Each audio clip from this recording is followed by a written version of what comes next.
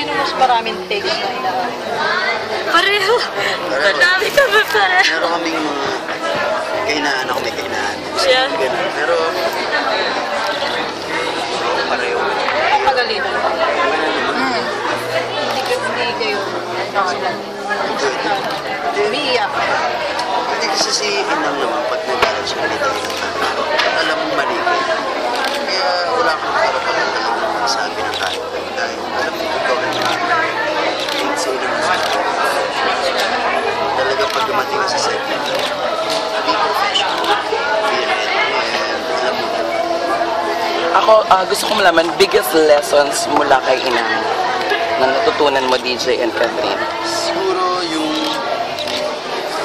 lagi ka dapat hindi gutom na gusto mo kumain. Kasi, Hungry ka dapat.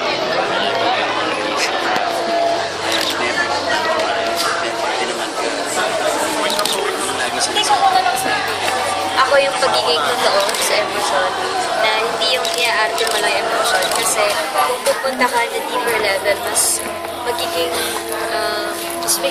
mas totoo pag napanood ng tao, mas makaka-relate sila. And walang makakatalo din pag pinakita mo yung totoo na emosyon. Hindi siya madaling kung paano mo yun makukuha, pero once nakuha mo, mas maramdaman mo rin na tama.